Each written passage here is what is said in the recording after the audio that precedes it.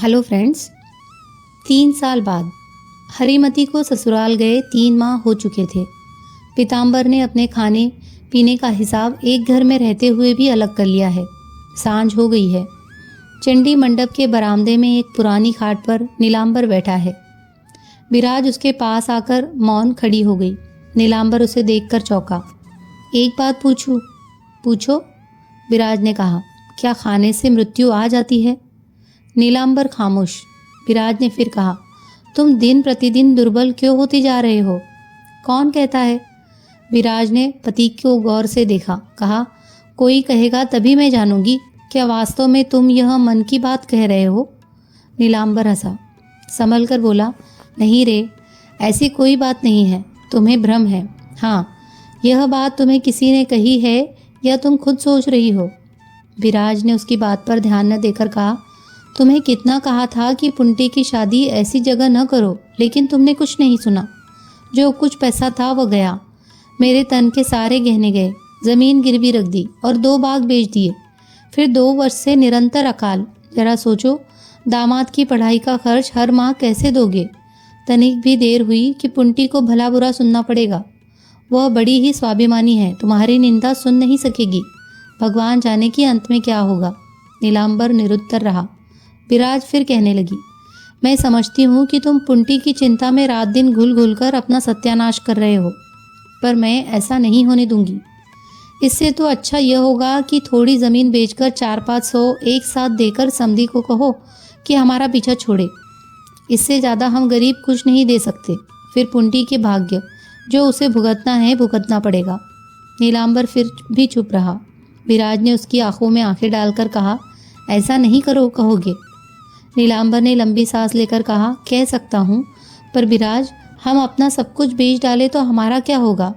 विराज ने कहा, क्या होगा क्या? महाजन की अकड़ और सूद की चिंता से तो वह चिंता अधिक नहीं है। मेरी कोई संतान भी नहीं जिसके लिए चिंता की जाए। हम दोनों जने किसी भी तरह जीवन बसर कर लेंगे। यदि न हुआ तो तुम तो बोष्टम ठाकुर हो ही। ठीक इसके 5-6 दिनों के बाद रात के 10 बजे नीलांबर बिस्तर पर पड़ा हुक्के की नली को मुंह में दबाए तंबाकू पी रहा था। विराज घर का काम खत्म करके अपने लिए एक बड़ा सा पान लगा रही थी कि उसने पूछा, क्यों जी, शास्त्र की सारी बातें सच होती है? नीलांबर ने हुक्के की नली को मुंह से निकालकर कहा, सच नहीं तो क्या झूठ होती है? पर वह पहले की तरह क्या सच होती है? नीलांबर ने दार्शनिक की तरह कहा, मेरी समझ में सत्य सदा सत्य ही रहा है। सत्य पहले भी सत्य था, आज भी सत्य है और कल भी सत्य रहेगा। विराज ने कहा, सावित्री और सत्यवान की ही कहानी लो। सावित्री के पति के प्राण यमराज ने लौटा दिए। क्या यह सच है? हाँ, जो सावित्री की तरह सती है वह पति के प्राण अवश्य लौटा सकती है। फिर तो मैं भी लौटा सकती हूँ। अरे वे तो देवता ठहरे। विराज ने पान का डिब्बा एक और खिसकाकर कहा, सतीत्व में मैं भी किसी से कम नहीं हूँ, चाहे सीता हो चाहे सावित्री। नीलांबर ने कोई उत्तर नहीं दिया। अपलक पत्नी की ओर देखता रहा। दिए की रोशनी में विराज की आंखों में एक पवित्र आलोक दबदबा रहा था। नीलांबर ने डरते हुए कहा, फिर तो तुम कुछ भी कर सकती हो। विराज ने डरते हुए कहा, फिर तो तुम कुछ भी। विराज ने भावावेश में पति के चरणों में सिर टेक दिया। कहा, तुम मुझे यही आशीर्वाद दो। होश संभालने के बाद मैंने तुम्हारे इन 2 चरणों के अलावा किसी का ध्यान भी नहीं दिया है। मैं सचमुच सती हूँ तो बुरे दिनों में मैं तुम्हें लौटा सकूंगी। मेरी हार्दिक इच्छा है कि इन्हीं चरणों में मांग में सिंदूर भरकर और हाथों में चूड़ियाँ पहनकर मैं मर जाऊं। विराज का गला भराया। नीलांबर ने कांपते हुए उसे अपने सीने से लगा लिया। कहा, क्या बात है, आज किसी ने तुम्हें कुछ कहा है? विराज उसी के सीने में मुंह छुपाए रोती रही, चुपचाप। नीलांबर ने फिर कहा, विराज, आज तुम्हें क्या हो गया है? विराज ने अपनी आंखें पोंछकर कहा, यह फिर कभी पूछना। नीलांबर ने कुछ नहीं पूछा। वह उसके बालों में उंगलियां उलझाता रहा। वह जानता था कि पुंटी की शादी के बाद जो विषम परिस्थितियां पैदा हुई थी उनसे वह परिचित थी, चिंतित थी। सहज विराज ने मुस्कुराकर कहा, एक बात पूछूं? विराज की सबसे बड़ी सुंदरता थी उसकी मुग्ध मनोहारिणी हंसी। जो एक बार देख लेता वह कभी न भूलता। बोली, क्या मैं काली कलूटी हूँ? नीलांबर ने झट से कहा, नाना, विराज ने पूछा, यदि मैं सुंदर नहीं होती तो क्या तुम मुझे इतना प्यार ही करते? इस विचित्र सवाल पर वह विस्मित हो गया। हल्कान सा महसूस करते हुए उसने मुस्कुराकर कहा, जिस परम सुंदरी को मैं छोटेपन से प्रेम करता आया हूँ, यदि वह असुंदर होती तो मैं क्या करता, यह कैसे बतलाऊं? विराज अपने पति के गले में झूलती हुई बोली, मैं बताऊं, तुम मुझे ऐसे ही प्यार करते। यह मैं ऐसे ही कह रही हूँ कि मैं तुम्हें जितना जानती हूँ उतना तुम खुद अपने को नहीं जानते। तुम अन्याय और पाप नहीं कर सकते। अपनी पत्नी को प्रेम न करना पाप है, अन्याय है। इसीलिए तुम मुझे हर दशा में प्यार करते, चाहे मैं काली कुबड़ी ही क्यों न हो जाऊं। नीलांबर मौन रहा। विराज ने लेटे लेटे उसके गालों को स्पर्श किया। उसने गीलेपन का एहसास हुआ तो चौंक पड़ी। तुम्हारी आंखों में आंसू? कैसे जाना? तुम्हें यह नहीं भूलना चाहिए कि मेरी शादी 9 साल की उम्र में हुई थी और मैंने तुम्हें दोबारा पाया है। मैं तुम्हारे शरीर में घुल मिल गई हूँ। नीलांबर की आंखों से आंसू टपकने लगे। विराज अपने आंचल से उसके आंसू पोंछकर बोली, तुम चिंता न करो। तुमने पुंटी की शादी करके अपना कर्तव्य निभाया। माँ हमें स्वर्ग से आशीर्वाद देगी। बस तुम स्वस्थ हो जाओ और कर्ज से मुक्ति पाओ, भले ही तुम्हारा सर्वस्व चला जाए। नीलांबर ने भरे गले से कहा, तुम नहीं जानती विराज कि मैंने क्या किया है। मैंने तुम्हारा। विराज ने अपने पति के मुंह पर हाथ रखते हुए कहा, मैं सब जानती हूँ। चाहे और कुछ जानूं या न जानूं, पर मैं इतना अवश्य जानती हूँ कि तुम्हें बीमार नहीं पड़ने दूंगी। जिसका जो देना है उसे देकर निश्चिंत हो जाओ। फिर ऊपर भगवान और चरणों में मैं। नीलांबर ने लंबा श्वास लिया, बोला कुछ नहीं। 6 माह बीत गए। पुंटी की शादी के समय ही छोटा भाई अपना हिस्सा लेकर अलग हो गया था। नीलांबर कर्ज आदि लेकर बहनों की पढ़ाई व अपना घर का खर्च चलाता रहा। कर्ज का बोझ दिन प्रतिदिन बढ़ता गया। हाँ, बाप दादों की जमीन वह नहीं बेच सका। तीसरे पहर भालानाथ मुखर्जी को लेकर जली कटी सुना गए थे। विराज ने सब सुन लिया था। नीलांबर के भीतर आते ही चुपचाप उसके सामने खड़ी हो गई। नीलांबर घबरा गया। हालांकि वह क्रोध व अपमान से धुआं धुआं हो रही थी, पर उसने अपने को संयत करके कहा, यहाँ बैठो। नीलांबर पलंग पर बैठ गया। विराज उसके पायताने बैठ गई। बोली, कर्ज चुकाकर मुझे मुक्त करो, वरना तुम्हारे चरण छूकर मैं सौगंध खा लूंगी। समझ गया कि विराज सब कुछ जान चुकी है। उसने विराज को अपने पास बिठाया और कोमल स्वर में कहा, छी विराज, इतनी साधारण बात पर तुम इतनी नाराज हो जाती हो। विराज ने भड़क कर कहा, इस पर भी मनुष्य नाराज नहीं होता है तो फिर कब नाराज होता है? नीलांबर तुरंत इसका उत्तर नहीं दे पाया। चुप क्यों हो? नीलांबर ने धीरे से कहा। विराज, क्या जवाब दूं? किंतु परंतु से काम नहीं चलेगा। मेरे होते हुए तुम्हारा कोई अपमान कर जाए और मैं चुप रहूं, यह नहीं हो सकता। आज ही इसकी व्यवस्था करो, वरना मैं अपने प्राण दे दूंगी। नीलांबर ने डरते हुए कहा। एक ही दिन में यह सब उपाय कैसे होंगे विराज? फिर 2 दिन बाद। नीलांबर चुप। भोला मुखर्जी की बातें विराज को अब भी शूल की तरह चुभ रही थी। बोली, एक अपूर्ण आशा के पीछे अपना आप से छल न करो, मुझे बर्बाद न करो। जैसे जैसे दिन बीतेंगे वैसे वैसे तुम इस कर्ज के जाल में फंसते जाओगे। मैं तुमसे भीख मांगती हूँ कि इससे उबर जाओ। वह रो पड़ी। नीलांबर ने उसके आंसू पोंछते हुए कहा, विराज, क्यों बेचैन हो रही हो? किसी साल संपूर्ण फसल हो गई, उस दिन 3/4 जमीन जायदाद छुड़वा लूंगा। विराज आर्द्र स्वर में बोली, यह जरूरी नहीं कि फसल सही हो। सुनो, मैं लोगों के तगादे सह सकती हूँ, पर तुम्हारा अपमान नहीं। सोचो, तुम मेरी आंखों के सामने सूखते जा रहे हो। तुम्हारी स्वर्ण काया काली हो, यह मैं नहीं सह सकती। अच्छा, अब योगेन की पढ़ाई का खर्च और कितने दिन देना पड़ेगा? 1 साल के बाद वह डॉक्टर हो जाएगा। एक पल चुप होकर विराज फिर बोली, पुंटी को राजरानी की तरह पाला। यदि मैं जानती कि उसके कारण हमें इतना दुख मिलेगा तो मैं उसे बचपन में नदी में बहा देती। हे भगवान, पुंटी के ससुराल वाले भी कैसे लोग हैं? बड़े आदमी होकर भी हमारी छाती पर मूंग दल रहे हैं। चारों ओर अकाल का छाया है मंडरा रही है। लोग भूखे मर रहे हैं। ऐसे समय कैसे दूसरे की पढ़ाई का खर्च उठा सकते हैं? नीलांबर ने उसे समझाते हुए कहा, विराज, मैं सब समझता हूँ, मगर शालिग्राम के सामने जो सौगंध खाई है उसका क्या होगा? शालिग्राम सच्चे देवता है, वे हमारा कष्ट हरेगा। फिर मैं तुम्हारी अर्धांगिनी हूँ। तुम्हारे पापों को अपने सिर पर लेकर जन्म जन्मांतर तक नरक भोग लूंगी। तुम कर्ज मत लो। वह फूट फूट कर रोने लगी। बड़ी देर तक रोती रही, फिर छाती में मुंह छुपाए हुए बोली, मैंने कभी तुम्हें उदास व दुखी नहीं देखा। मेरी ओर देखो, क्या अंत में मुझे राह की भिखारिन बना दोगे? नीलांबर कुछ बोला नहीं, केवल उसके बालों को सहलाता रहा। बाहर से नौकरानी सुंदरी ने पुकारा, बहू माँ, चूल्हा जला दूं? विराज ने बाहर आकर कहा, जला दो। मैं खाना नहीं खाऊंगी, तुम अपने लिए बना लो। अरे बहू माँ, आपने तो रात का खाना भी छोड़ दिया, सुंदरी ने जोर से कहा ताकि नीलांबर भी सुन ले। सुंदरी 35-36 साल की थी, काफ़ी सुंदर थी। उस बेचारी को यह पता नहीं कि उसका विवाह कब हुआ और कब वह विधवा हुई। माँ, उसकी ख्याति पूरे कृष्णपुर में फैली हुई थी। विराज ने भड़क कर कहा, मुझे उपदेश मत दिया कर, समझी? सुंदरी ढीठ व चालाक थी, खामोश रही। 2 साल पहले ही यह हल्का कलकत्ते के एक जमींदार ने खरीदा था। उसका छोटा लड़का राजेंद्र कुमार बहुत ही चरित्रहीन और उद्दंड था। उसके बाप ने कलकत्ता के बाहर रखने के बहाने उसे यहाँ भेजा था, पर वह जमींदारी के काम में जरा भी रुचि नहीं लेता था कि उसकी फ्लास्क लटकाए तथा बंदूक लिए चिड़ियों का शिकार करता रहता था। उसके साथ उसके 5 कुत्ते रहते थे। इसी बीच एक दिन उसकी नज़र नहाकर घड़ा लेकर जाती हुई विराज पर पड़ी। वह मंत्रमुग्ध हो गया, सोचने लगा कि कोई इतना सुंदर भी हो सकता है। वह उस अतुल रूप राशि को मग्न होकर निहारता रहा। उसने विराज की 2 बार दृष्टि भी मिली। घर पहुंचते ही विराज ने सुंदरी को बुलाकर कहा, सुंदरी, घाट पर जो आदमी खड़ा है उसे जाकर कह दे कि वह हमारे बगीचे में न आया करे।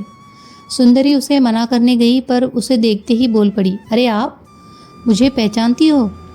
आपको कौन नहीं पहचानता, फिर एक बार डेरे पर आना, कहकर राजेंद्र चल पड़ा। उस दिन के बाद सुंदरी कई बार राजेंद्र के डेरे पर गई आई।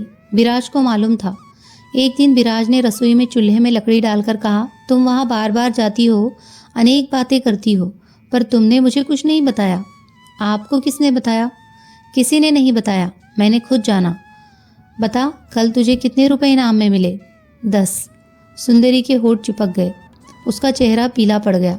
विराज ने मुस्कुराकर फिर कहा, तुझमें वह साहस नहीं है कि तू मुझे कुछ कह सके। अपने आंचल में बंधे इस 10 रुपए के नोट को लौटा। तू गरीब है, कहीं काम धंधा करके पेट पाल। अब तू वह नहीं कर सकती जो जवानी में किया है। क्यों 4 भले आदमियों का सर्वनाश कर रही है? कल से मेरे घर में तेरा प्रवेश बंद। दारुण आश्चर्य से सुंदरी निशब्द खड़ी रही। वह इस घर की पुरानी नौकरानी थी। उसने विराज की शादी देखी और पुंटी को हाथों में पाला था। घर की स्वामिनी के साथ तीर्थ यात्रा की।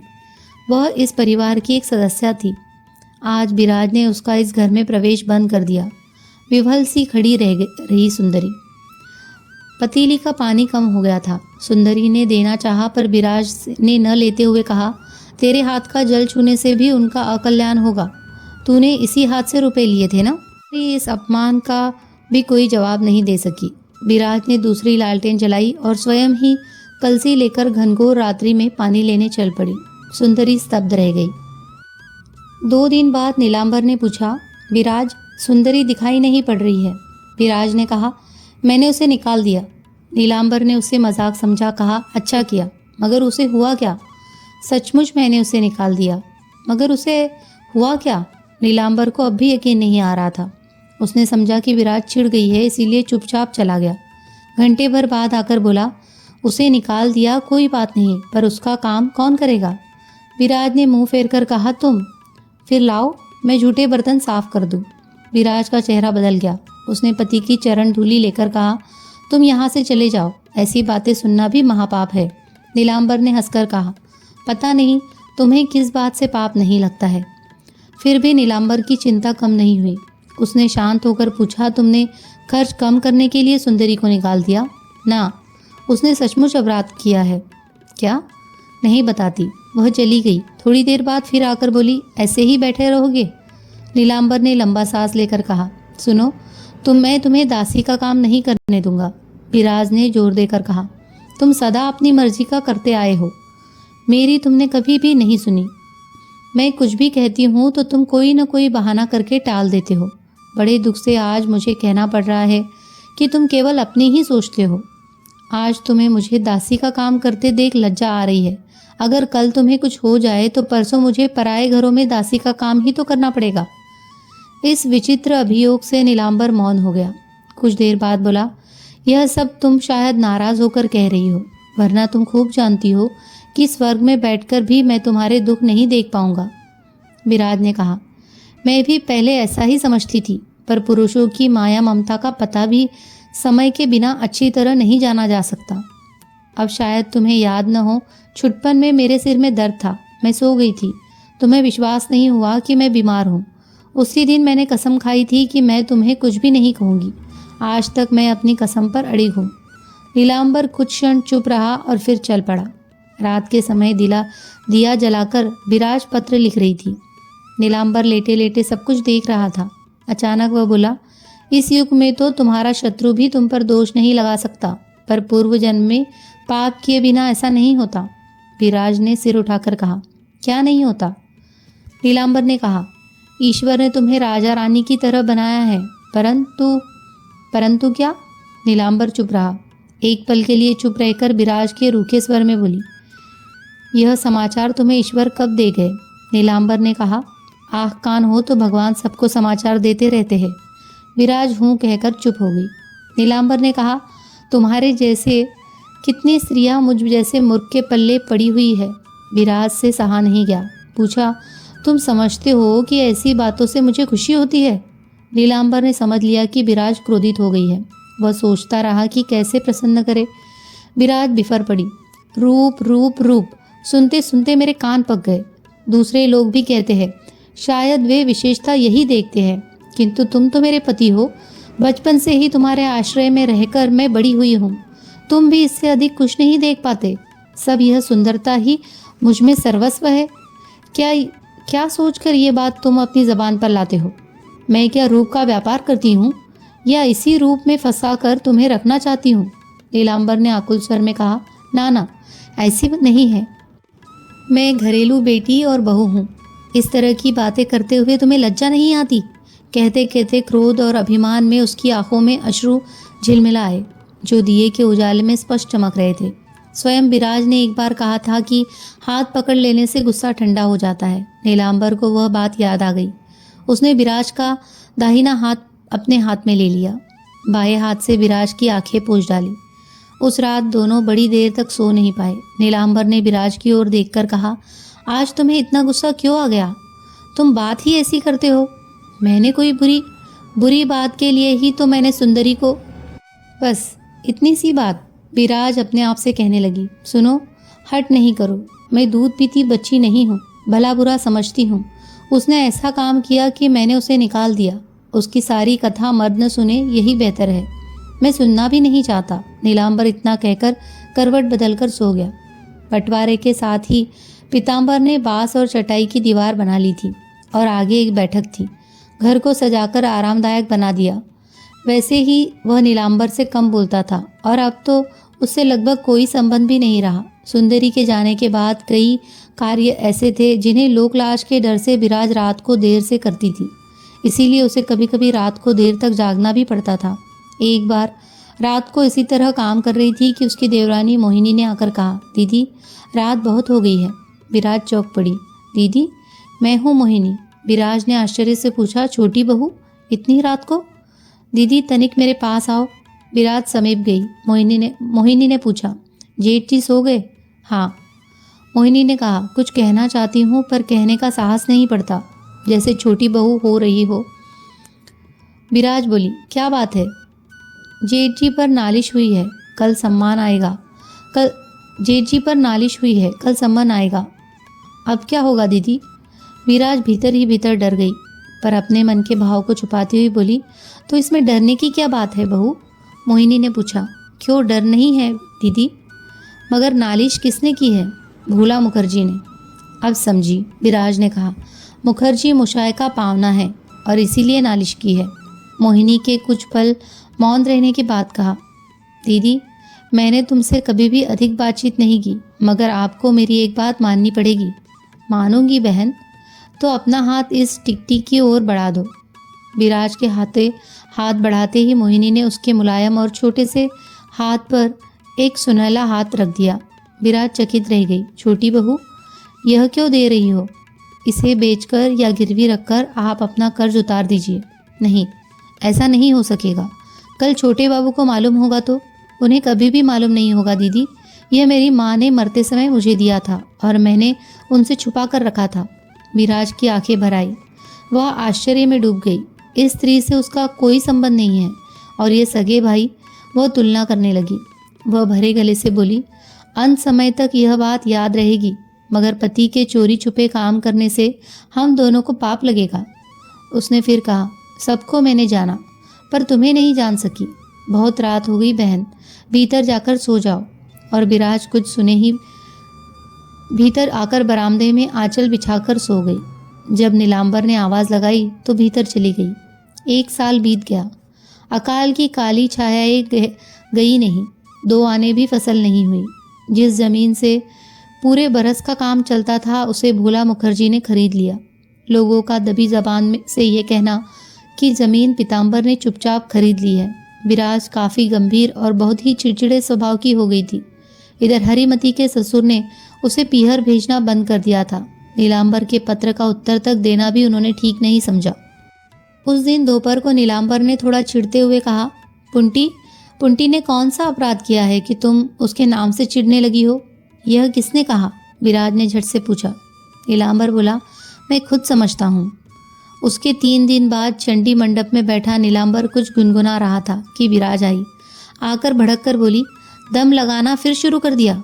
नीलांबर आंखें झुकाए काट के पुतले सा बैठा रह गया। थोड़ी देर तक शांत रहने के बाद उसने कहा, दम लगाकर बम भोला बनने का यही समय है। कहकर वो भीतर चली गई। उसके तीसरे दिन अपने छोटे भाई पीताम्बर को नीलांबर ने बुलाकर कहा, पुंटी के ससुर ने मेरे खत का जवाब तक नहीं दिया। तुम ही एक बार कोशिश करके देखते। तुम्हारे रहते भला मैं क्या कोशिश करूं? तुम समझ लो कि मैं मर गया। सत्य को असत्य कैसे मान लूं? पीताम्बर ने कहा। फिर उसकी शादी के पहले मुझसे राय ली थी। लेते तो मैं कोई राय दे देता। नीलांबर उसकी धूर्तता से चिढ़ गया और उसकी इच्छा उसे पीटने की हुई। यदि वहाँ से चला न जाता तो वह उसे पीट ही डालता। गोलमाल देखकर विराज आई तो उसने नीलांबर से कहा, छी छी, क्या भाई से झगड़ा किया जाता है? सभी सुनकर हंसेंगे। नीलांबर ने कहा, मैं सब कुछ सहन कर सकता हूँ पर धूर्तता नहीं। विराज नाराज होकर चली गई।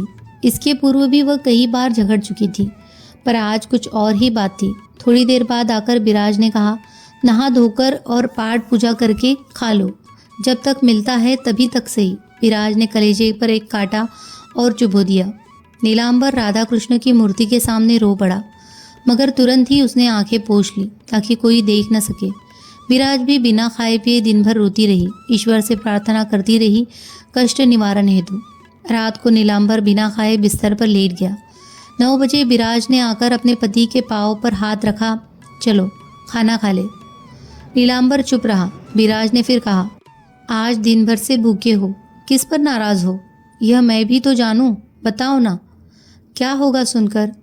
इस बार नीलांबर उठ बैठा।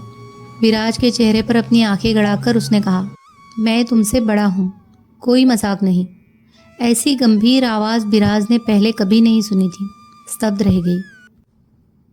अगर आपको हमारी कहानियाँ पसंद आ रही है तो प्लीज़ हमारे चैनल को सब्सक्राइब कीजिए, लाइक कीजिए, शेयर कीजिए और कमेंट कीजिए। हमारी मनोरंजक कहानियाँ आपको आपकी रोज़मर्रा की परेशानियों से, चिंताओं से दूर ले जाकर थोड़ी देर के लिए कहानियों की दुनिया की सैर करा लाएगी। और हाँ, सब्सक्रिप्शन फ्री में है। धन्यवाद।